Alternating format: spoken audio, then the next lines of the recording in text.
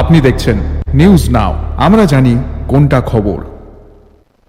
त्रिपुरा प्रदेश कांग्रेस भवन में एमजी नरेगा बचाओ संग्राम पर एक रिव्यू मीटिंग आयोजित की गई। मीटिंग में प्रदेश कांग्रेस अध्यक्ष आशीष कुमार शाह, कांग्रेस एमएलए सुदीप राय बर्मन और दूसरे कांग्रेस नेता शामिल हुए थे। मीटिंग में कांग्रेस लीडरशिप ने एमजी नरेगा प्रोजेक्ट की मौजूदा हालात पर गहरी चिंता जताई है। कांग्रेस लीडरशिप ने कहा, हालांकि एमजी नरेगा के तहत मौजूदा सरकार 100 दिनों की काम की कानूनी हक छीन रही है, लेकिन केंद्र सरकार पिछले साल औसतन 50 दिनों का काम भी मुहैया नहीं करा पाई है।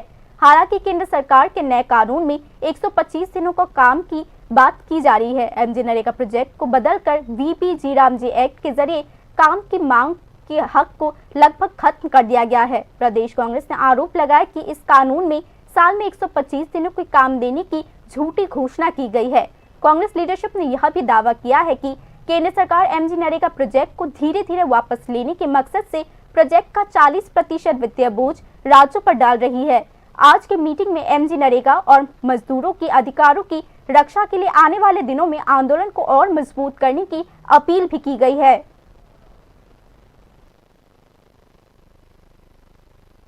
গ্যারান্টি ছিল সারা ভারতবর্ষ জুড়ে আপনি দেখবেন 50 দিনের অন এভারেজ সারা ভারতবর্ষ জুড়ে 50 দিনের কাজ তারা দিতে পারবে মোদী সরকার।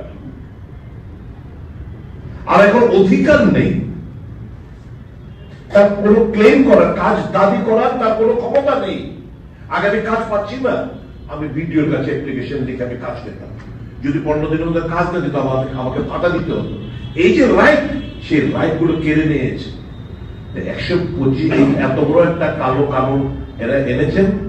125 দিনের কথা বলা হয়েছে, ধোকা। কারণ একটা বিশাল বড় বার্ডেন রাজ্য সরকারগুলোর উপর চাপিয়ে দিচ্ছে। তো রাজ্য সরকার স্বাভাবিকভাবে ওই যে তার যে মানসিকতা যে আমি এমজি আইনটাকে বাতিল করব, এটাকে এই নতুন আইন এনে তার ওই যে ইচ্ছাটাই, কারণ এই সরকার গরিব বিরোধী সরকার।